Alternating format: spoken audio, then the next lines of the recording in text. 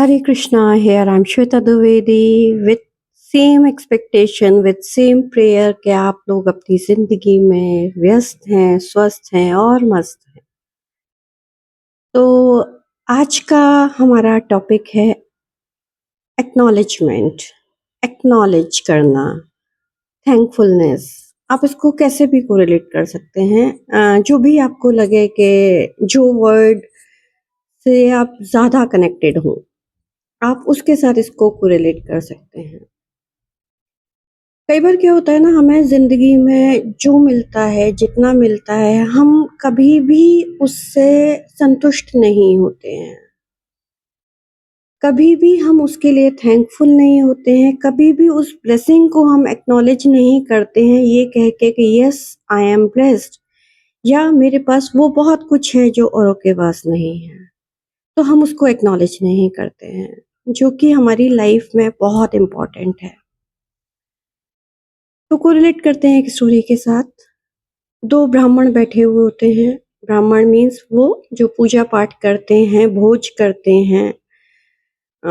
जो कहते हैं कि आपके घर में जो भी शुभ कार्य होते हैं उनको संपन्न कराते हैं, या जो भी आपके यहाँ कोई अप्रिय घटना होती है उसमें भी वो सारे रिचुअल्स कराते हैं। वो 2 ब्राह्मण बैठे हुए होते हैं और उस दिन उनकी स्थिति ऐसी होती है कि उनके पास खाने के लिए भी कुछ नहीं होता। ना उनके घर में, ना उनके पास कोई न्योता होता, और दोनों ही सोच रहे थे कि आज तो भूखे पेट ही सोना पड़ेगा, कहीं से कोई उम्मीद नहीं है। तभी एक व्यक्ति वहाँ आते हैं और कहते हैं कि महाशय, मेरे यहाँ आज ब्राह्मण भोज है, तो क्या आप मेरे घर आएँगे भोजन के लिए? ब्राह्मणों के लिए तो ये बिल्कुल सुनहरा मौका था, क्योंकि उनको तो आज खाना मिलने की भी कहीं उम्मीद नहीं थी। तो उन्होंने अपनी सहर्ष स्वीकृति दे दी कि हाँ जी, बिल्कुल हम चलेंगे।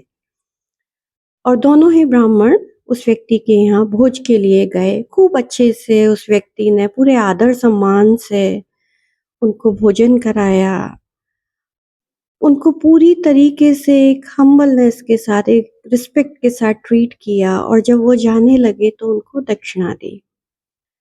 दोनों को ही उसने 51-51 रुपए दक्षिणा दी।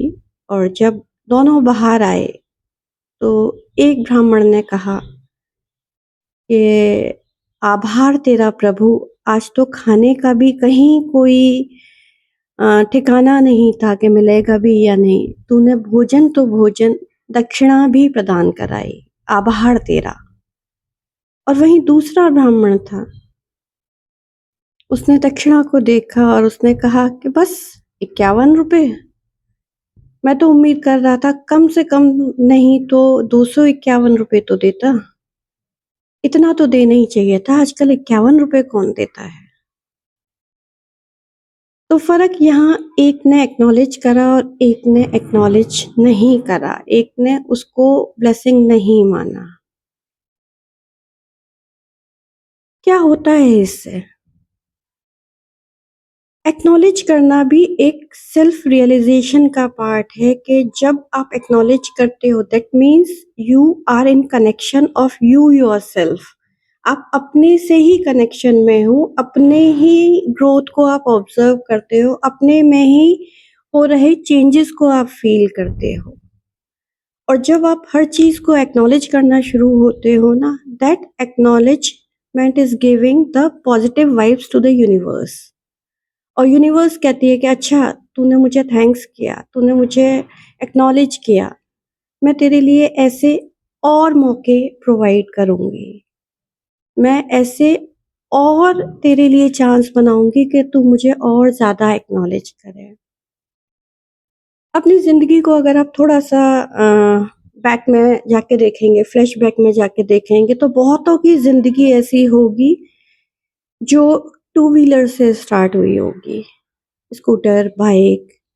तब जब कार निकलती होगी ना, तो होता होगा कि यार फोर व्हीलर लेनी है, भले ही अल्टो ले लें।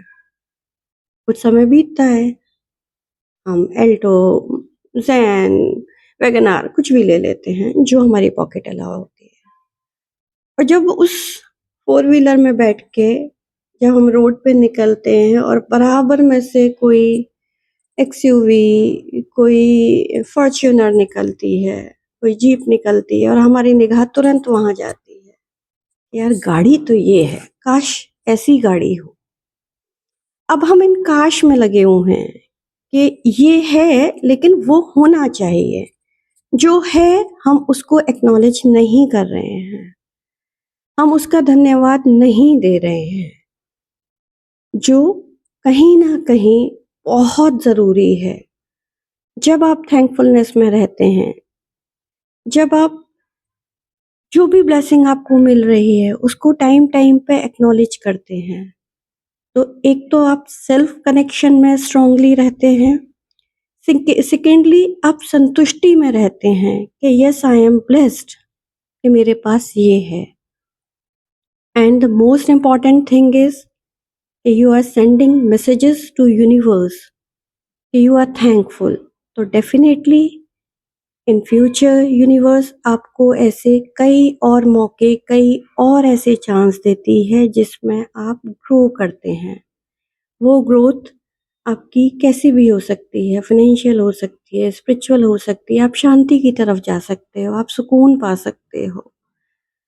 तो message of the day is acknowledge ज़रूर करिए, आभार ज़रूर दीजिए, चाहे उस मौके का, चाहे उस गुरु का, चाहे माता-पिता का, चाहे संगी साथी का, जिसको भी लग रहा है, जिसके ज़रिए भी आपकी ज़िंदगी में ग्रोथ हो रही है, उसका आभार ज़रूर करिए। हरे कृष्ण।